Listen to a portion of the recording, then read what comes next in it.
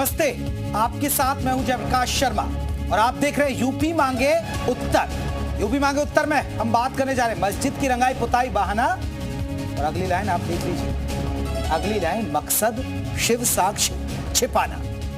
ये हम कौन नहीं कह रहे, ये दरअसल हिंदू पक्ष कह रहा है जो संभल जामा मस्जिद का विवाद है। दरअसल इस मुद्दे ने फिर से तूल पकड़ लिया है। दरअसल मस्जिद कमेटी ने हाईकोर्ट से जामा मस्जिद की रंगाई पुताई की मांग की थी। हाईकोर्ट ने मुस्लिम पक्ष को झटका देते हुए फिलहाल रंगाई पुताई पर रोक लगा दी। अगली सुनवाई 4 मार्च को है, जिसमें रंग रोगन पर फैसला आएगा। रंगाई पुताई का हिंदू पक्ष ने विरोध किया था।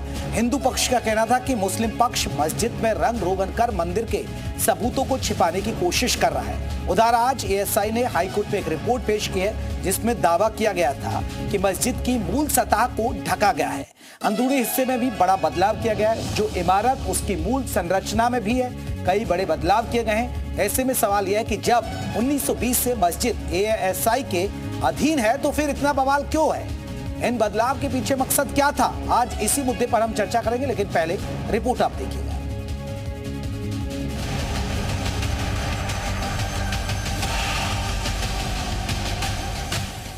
इजाजत या मंदिरों की इजाजत थोड़ी ली जाती है। हमारे में लेते ही नहीं इजाजत, अपनी पुताई करते। तो ये भगवान विष्णु का हरिहर मंदिर है, ये इसको हम मंदिर ही कहेंगे और इनको हिंदू आस्था से जुड़ा हुआ मंदिर है और पुताई का आदेश नहीं देना चाहिए को। पहले मस्जिद जब पुताई हो गई थी कोई इजाज़त नहीं ले गए थे, कोई लेटर नहीं हो गया था। हर साल होता है ये। सफाई करने में तो कोई दिक्कत नहीं है, लेकिन रंग पुताई तो नहीं होनी चाहिए जिससे हमारे अवशेष जो है नष्ट हो जाए इनसे। सफाई का मामला है तो उसमें सफाई कराने में क्या बुराई की बात है? उसमें भाई आपको भी एतराज़ नहीं होना चाहिए, मुझे भी नहीं होना चाहिए। मतलब नमाज को हिंदू मना कर देगी, नमाज तो इसमें होनी है। अब अगर के विवाद में है तो फिर इसका सारा काम तो निर्णय जो है वो संविधान के थ्रू ही होगा। कोर्ट ने आज उसका संज्ञान लिया और कोर्ट ने वहाँ पे वाइट वॉशिंग की परमिशन अभी नहीं दी है। कोर्ट ने मना ना करते हुए ये कहा है कि ट्यूसडे को हम उसको डिसाइड करेंगे। हाई कोर्ट के वकील साहब से हम बात करेंगे, उसके बाद में हम इसका नेक्स्ट स्टेप क्या होता है। कि रंगाई पुताई के बहाने ये सारे सबूत जो मंदिर के जो चित्र है वहाँ पर धार्मिक, उनको मिटाया जा सकता है। बड़ा झटका लगा मुस्लिम पक्ष को। अदालत के इस फैसले का हिंदू महासभा स्वागत करती है।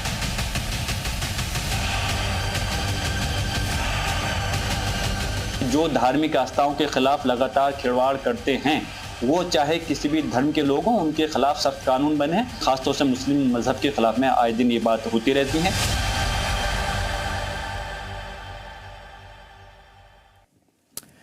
तो चलिए, मस्जिद की रंगाई पुताई बहाना, इसी पर हम बात करेंगे। हमारे आज के महत्वपूर्ण सवाल।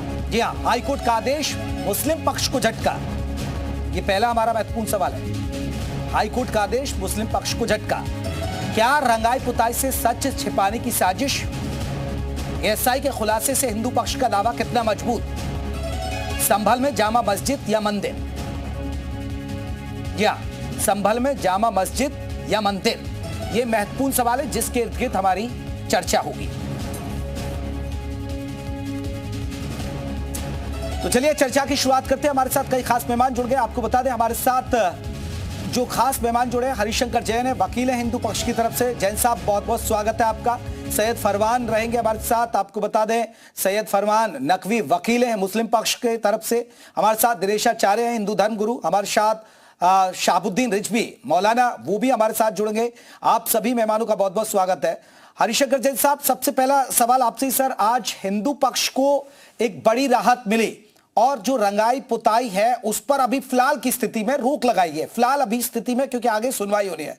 ये क्या एक हिंदू पक्ष के लिए माना जाए कि एक मजबूत पहल हुई है? देखिए, मैं इसको जरा दूसरे रंग देखता हूं।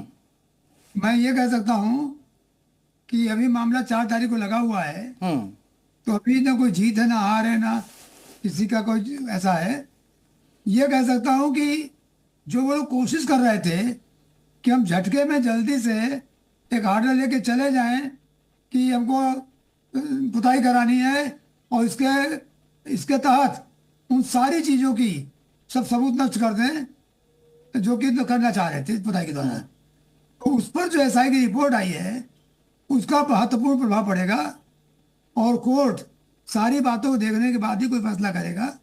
और मुझे पूरी उम्मीद है कि ऐसा कोई फैसला नहीं होगा जिससे हिंदू धर्म की भावनाओं को, हिंदू लोगों को, जो वहाँ के रख रखाव है, जो वहाँ की मूर्तियाँ हैं या जो हिंदू चिन्ह हैं, वो मिटाया जा सके। इस बात की पूरी जनसब जो हिंदू पक्ष को एक डर था, और एएसआई ने भी अपनी रिपोर्ट में उसका जिक्र किया कि देखिए जो रंगाई पुताई का काम चल रहा है उसकी वजह से जो हमारे साक्ष्य है वो मिटा दिए जाएंगे। और वही एएसआई सर्वे में भी कहा गया, जो रिपोर्ट कोर्ट में रखी गई कि देखिए पत्थर को तोड़ा गया, ये किया गया है, पेंट किया गया। मैं वही बात आपसे कह रहा हूँ, एएसआई की रिपोर्ट जो आई है वो मील का पत्थर है। और एएसआई की रिपोर्ट जो आई है उसमें जो सबसे महत्वपूर्ण बात है वो देखिए साइन की हुई है भाई mister Vinod Singh Rawat, Zulfikar Ali director monument, और मदार सिंह चौहान साहब ज्वाइंट डायरेक्टर। 3 की, खाली एक आदमी की नहीं है, 3 आदमी की ज्वाइंट रिपोर्ट है। और तीनों मौके पर किया है। और ये देखिए ये फोटोग्राफ लगाया है, ये देख लीजिए कब लगाया है। और लगाया कि बिल्कुल बिल्डिंग सही स्थिति में है और यहाँ के इनामिल पेंट किया गया था। और जो हम लोग का एलिगेशन मूल रूप से था कि वहाँ पिछली बार जो पिछले सालों में पुताई हुई है उसमें हिंदू देवी देवताओं के चिन्ह और जो हिंदू मंदिर चिन्ह है वो मिटा दिए गए हैं, उनको पेंट कर दिया गया है। वो बात सामने आ गई है। इतनी बात बिल्कुल क्लियर है। और इसलिए मैं श्योर हूँ कि ऐसा कोई आदेश नहीं होगा जिससे हिंदू देवी देवता के चिन्ह या हिंदू मंदिर चिन्ह किसी प्रकार की पोताई से मिटाए जा सके। दूसरी बात, चूंकि इमारत पुरानी है, संरक्षित इमारत है, तो लाइटनिंग इस तरह की नहीं हो सकती जो कि वहां कोई खोद कर किया जाए बार बार दूर तक, जिससे बिल्डिंग को खतरा ना हो, उस तरह की लाइटनिंग हो सकती है। और सफाई में तो कोई बात नहीं है। और कोर्ट ने ऑर्डर कर दिया है कि सफाई कराना है, एसआई को ऑर्डर कर दिया है। चलिए सैयद फरमान नकवी साहब, जो हिंदू पक्ष को डर था वही एएसआई ने अपनी रिपोर्ट में कहा, यानी साक्ष्यों को मिटाने की साजिश हो रही थी, वो हिंदू पक्ष ये दावा कर रहा है। भाई वो एएसआई जो है वो तो एक एजेंट की तरह काम कर रहा है। एएसआई एक इंडिपेंडेंट ऑर्गेनाइजेशन है, वो एक्ट से गवर्न होते हैं, लेकिन वो तो एक फ्रॉम द वेरी बिगिनिंग वो तो एक एजेंट की हैसियत से काम कर रहे हैं। उनकी कोई रिपोर्ट जो है वो बिल्कुल एकदम बेकार रिपोर्ट है। इसलिए पहली चीज तो इनकी ये रिपोर्ट में जो बातें कही गई हैं इनको तो इसका भी जवाब देना पड़ेगा कि 1920 में इन्होंने एग्रीमेंट किया था, 1927 में, 1920 में आर्कियोलॉजिकल सर्वे ऑफ इंडिया ने इसको टेक ओवर किया था, 1927 में एग्रीमेंट इन्होंने किया कमेटी ऑफ मैनेजमेंट से, वक्फ से, कि हम इसकी देखभाल करेंगे और आप इसके कस्टोडियन रहेंगे। 1927 से लेकर के 2025 तक, 1924 में जब रमजान आया तब भी इन्होंने कभी भी इसकी कोई मरम्मत, कोई देखभाल नहीं की, जबकि इनके रूल्स, एक्ट और इनका एग्रीमेंट खुद ये कहता है कि एएसआई इसकी देखभाल करेगी। तो एएसआई कहाँ थी 1927 से लेकर 2024 और 25 तक? पहली चीज तो ये जवाब एएसआई को देना है। इन्होंने कोई एक्शन कभी लिया?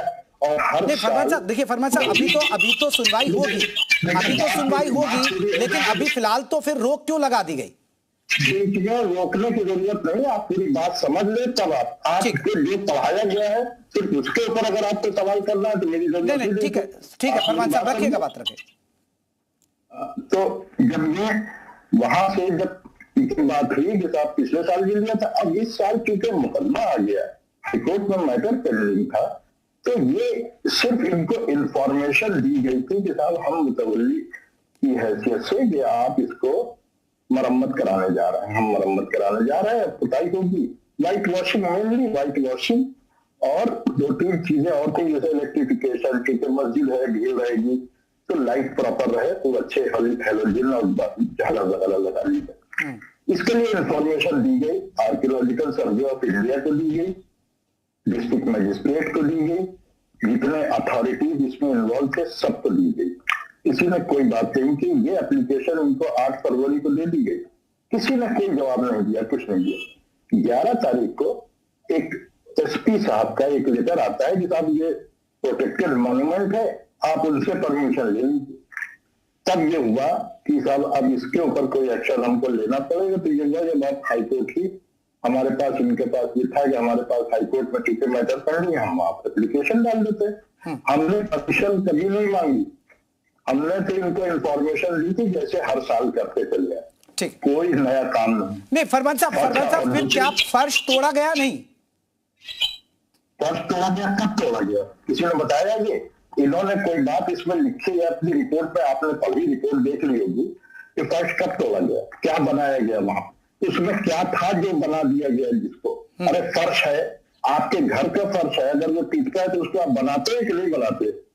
तो उसके लिए आपको नहीं, तो ये एएसआई के अधीन है ना, घर का कैसे होगा सर? ये तो एएसआई के अधीन है ना मस्जिद। तो एएसआई के अधीन अगर है तो एएसआई कहाँ थी 1927 से आज तक? आप इसका जवाब तो उनसे पूछिए।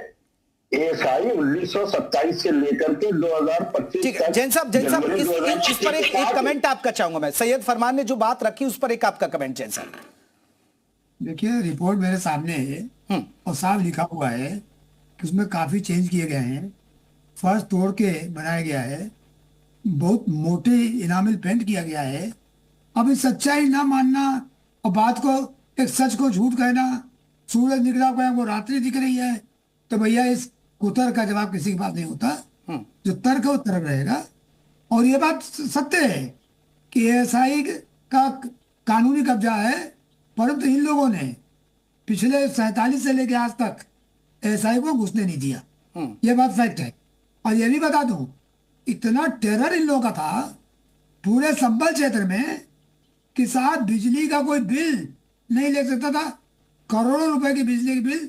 अब मामला है कितनी चोरी हुई है। और वहां अगर बिजली का बिल लेने गए, जब पूछा मीटर लगा है कि नहीं लगा है, तो कहते हैं जान पे आ रही है कि नहीं है, किसी अधिकारी की हिम्मत नहीं चला जाए।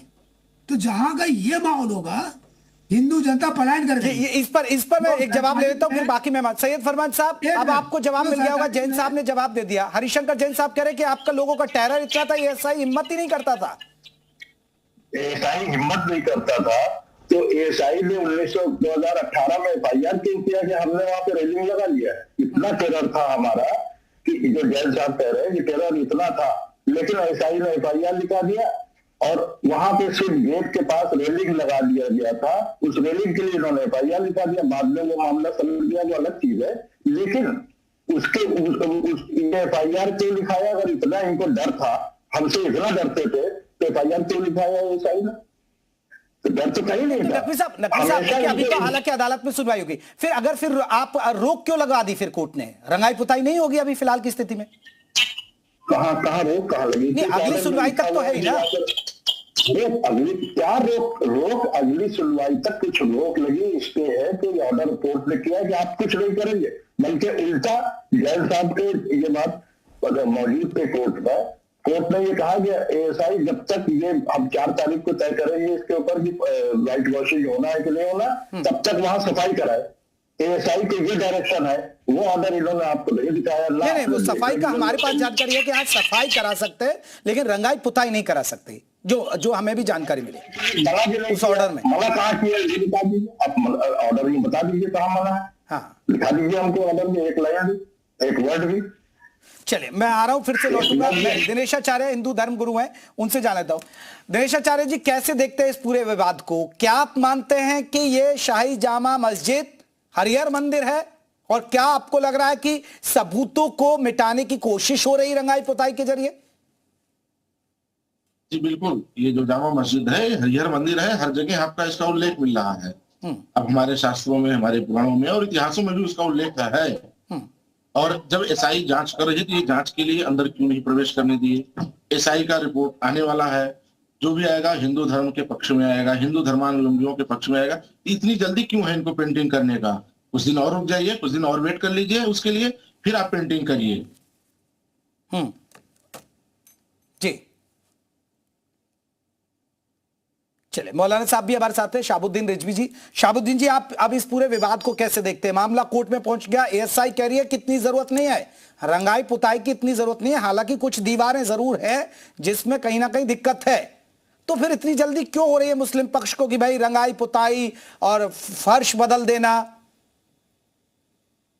नहीं, देखिए, रंगाई पुताई जब रमज़ान शरीफ आता है तो मुसलमान अपनी मस्जिद है या मदरसे हैं, यानी जो मजहबी मकामात हैं उनकी रंगाई पुताई करते हैं। वो कोई ये नई बात नहीं है, ना कभी ये शाही मस्जिद संभल की रंगाई पुताई कोई नया मामला है, हर साल का मामूल है। हर साल में मजहबी मकामात को रंगाई पुताई करते हैं। जब रमज़ान शरीफ आता है, रमज़ान शरीफ में बहुत एहतमाम के साथ लोग रोज़ा रखते हैं, नमाज़ पढ़ते हैं, मस्जिद में आते हैं। यानी आम दिनों के बमुकाबिल रमज़ान शरीफ के महीने में लोगों की नमाज़ पढ़ने वालों की तादाद बढ़ जाती है। और तो सभी लोग चाहते हैं कि भाई अगर साल भर में पानी बहा, बारिश हुई तो उसमें काइयाँ जम गई तो रंगाई पुताई हो जाए तो उससे मस्जिद जो है वो अच्छी लगती है, खूबसूरत लगती है। तो ये कोई नई बात नहीं है, यह हमेशा परंपरागत तरीके से रिवायतन ये चली आ रही है। और जहाँ तक बात है परमिशन मिलने की न मिलने की, तो ये भी एक अजीब बात है कि एक खुदा की इबादत के लिए यानी पूजा पाठ की जगह के लिए रंगाई पुताई की इजाज़त न देना, ये भी बड़ा एक न समझने वाला जो है फ़लसफ़ा है। और ये ऐसा फ़लसफ़ा है जो किसी की भी समझ में नहीं आ सकता, उसका दिलो दिमाग इसका कबूल नहीं कर सकता। वहाँ पर खुदा की इबादत की जाती है, खुदा की इबादत के लिए की जगह पर सफाई सुथराई होना, रंगाई पुताई होना तो बहुत ही निहायत ही ज़रूरी है और आवश्यक है। तो उस पर इसमें इजाज़त लेना या न लेना का कोई मसला नहीं है। ये तो खुद ही कह देना चाहिए कि भाई आप रंगाई पुताई कराइए, सफाई सुथराई रखिए ताकि लोग आएँ, अच्छे से इबादत करें। वो कोई मंदिर नहीं है, ना कोई और गिरजाघर है, वो मस्जिद है। 1526 में बनना शुरू हुई थी और 1530 में 5 साल में वो मस्जिद मुकम्मल हुई। तारीखी मस्जिद है। और जो लोग भी इस बात का दावा करते हैं कि साहब वो मंदिर है, तो ये फजूल की दलीलें हैं और फजूल की बात हैं। ये उनकी कोई भी दलील जो है काबिल कबूल नहीं है। और खुद मोहन भागवत जी आरएसएस के चीफ साहब ने भी इस बात को कहा, लोगों को समझाया कि हर जगह हर मस्जिद में जो है वो मंदिर तलाश मत करिए। और यही एक जैन साहब से मैं पूछ रहा था, वो तो वकील भी है। जैन साहब, ये फिजूल की बात है क्या? सबके सम्मान के साथ ये फिजूल की बात है क्या? ये मस्जिद है, ये मंदिर नहीं। हिंदुस्तान है। मैं रिजवी साहब, अभी जैन साहब हैं, वो तो लॉयर हैं, वो तो मामले को करीब से देख रहे हैं, वही बता देते हैं। देखिए, नहीं, जैन साहब तो असल जड़ जो है इसके पीछे जैन साहब ही हैं।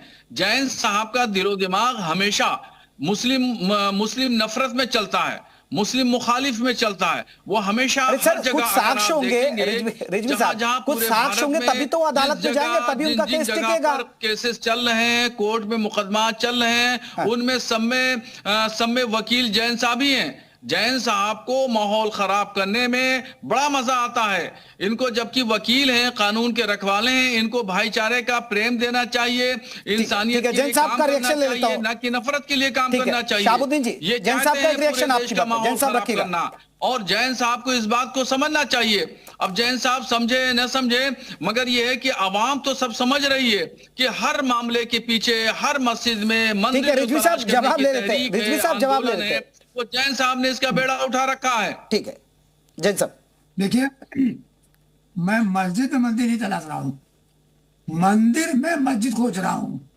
जिन मंदिरों को तोड़कर मस्जिदें बना दी गई हैं। जैन साहब जरा सा मेरे एक सवाल का जवाब दीजिए, कितने मामलात में आप मुलविस हैं, कितने मामलात में आपने मस्जिद में मंदिर तलाश किया है, कहाँ आप जो है वो वकील हैं? रिजवी साहब वो जवाब तो दे रहे हैं ना, जमा कर रखा है। आप एक नहीं 1 दर्जन मामले में मुलविस हैं, हर जगह आपका वकालतनामा लगा हुआ है। आखिर पूरे भारत में आप ही अकेले वकील हैं और कोई दूसरा वकील नहीं है। ठीक है जैन साहब, अरे भरोसा कर रहा होगा ना हिंदू पक्ष पर। ठीक है, बोलते रहिए तो बोलते रहिए। ठीक है ठीक है ठीक है जैन साहब रखिए अपने पक्ष, जैन साहब रखिए पक्ष, रिजवी साहब अब सुन लीजिए। देखिए, ऐसा है, मैं आपको स्पष्ट कर दूं, किसी को अच्छा लगे बुरा लगे, आपको जो कहना सो कहते रहिए। मैंने प्रण लिया है कि जो मंदिर तोड़कर मस्जिदें बनाई गई हैं, वो चाहे 10 हो, 20 हो, 50 हो, 100, 1000, इससे कोई मतलब नहीं है। जहां सबूत मिल जाएगा कि मंदिर तोड़कर मस्जिद बनाई गई है, उन एक को वापस लेने के लिए मैं कार्रवाई कर रहा हूं, करूंगा, और भी कार्रवाई करने जा रहा हूं। कार्रवाई रुकी नहीं है और चलती रहेगी। और जितनी मंदिर ज्यादा है ज्यादा, हाँ, सबूत होना चाहिए। अगर सबूत मेरे पास है कि मंदिर तोड़कर मस्जिद बनाई आपका क्या इरादा है? हर जगह को संभल बनाना चाहते हैं आप? कितने लोगों का ठेका ले रखा है?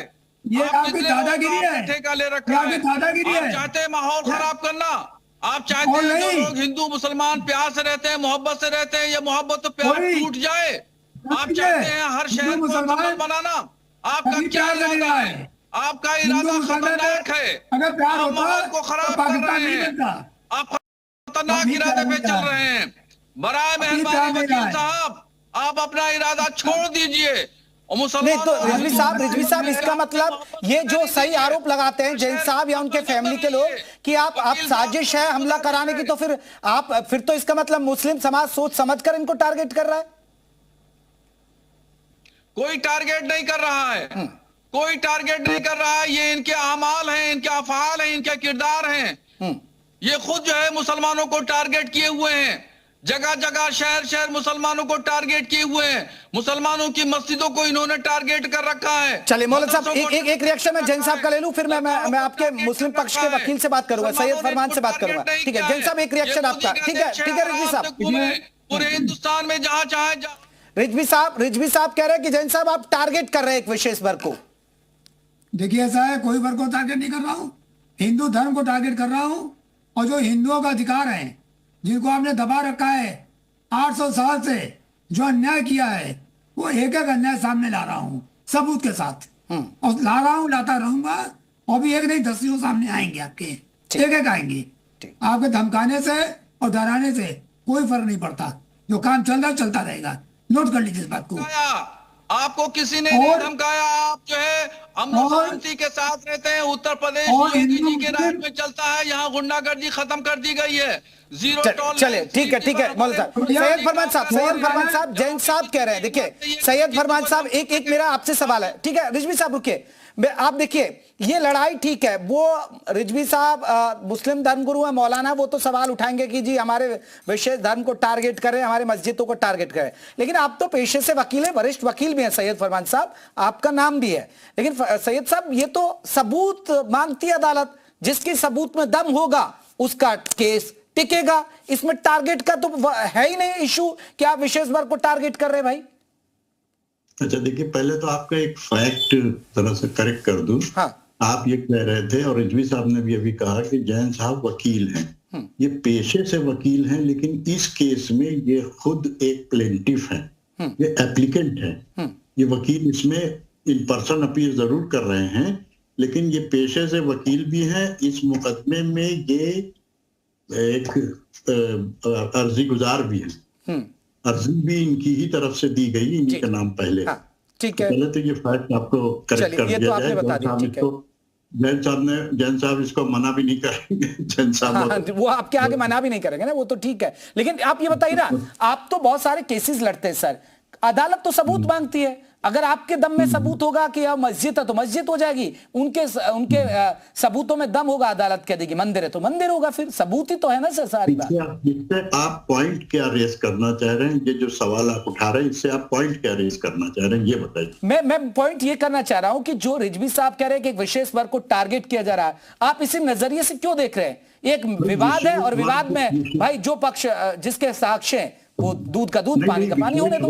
विशेष वर्ग का ये होता है, विशेष वर्ग इसलिए कहा जा रहा है कि जहां भी उठाया जा रहा है ये मसला, ये इसी तरह से उठाया जा रहा है कि मस्जिद के नीचे मंदिर ढूंढे जा रहे हैं। और ये 1920 में जब archaeological survey of India picture में आ गया था, 1927 में एग्रीमेंट हुआ आर्कियोलॉजिकल सर्वे ऑफ इंडिया से। कोई जैन साहब जैसा बुजुर्ग आदमी उसमें नहीं आया कि साहब हमको दे दीजिए, हम हैं इसके मालिक। ये एकदम से 2025 में ये लोग 6-7 लोग आते हैं और एक सूट दायर कर देते हैं, ऐसा ऐसा हो गया है, ऐसा ऐसा कर दीजिए। अदालत ने एक ही दिन में ऑर्डर कर दिया, सर्वे हो गया। एडवोकेट कमिश्नर शाम को रात में 8 बजे तक, 9:30 बजे तक वहां रहे, उन्होंने कर लिया, रिपोर्ट तैयार हो गई।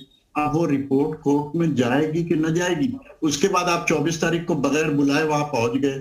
कोर्ट की परमिशन नहीं थी आपके पास, एक दिन 19 तारीख की थी, आप 24 को भी पहुंच गए।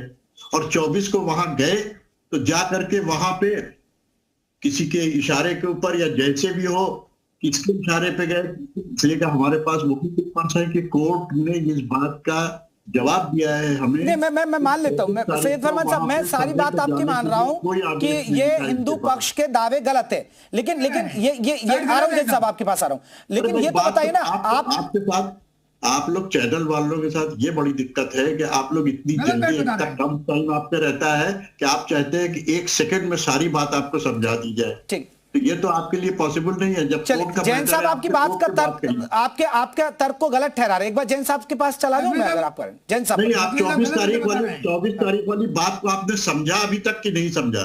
24 तारीख को वहां गए, वहां गोली चली, 5 आदमी मर गए, बिल्कुल पुलिस ने गोली चलाई, 5 आदमी मर गए। इस 24 तारीख को इनको वहां जाने की परमिशन किस कोर्ट ने दी थी? अदालत। ठीक है, जैन साहब जवाब दीजिए। जैन साहब बता दे। जैन साहब बता रहे हैं, कोर्ट कह रहा है कि हमने कोई इजाजत नहीं दी। ठीक है, जैन साहब बताइए 24 तारीख को ये क्यों गए वहां, गोली चली? ठीक है, सुन लीजिए फरमान साहब, सुनिए। आपने अभी तक किसी ने उन 5 लोगों को जो मर गए, आपने उनके लिए कोई अफसोस जाहिर नहीं किया किसी। फरमान साहब वो फरमान दीजिए ना उनको। जैन साहब बोलिए। देखिए ऐसा है, इनको ये तथ्य मालूम नहीं है, ये जानबूझ के बताना नहीं चाहते।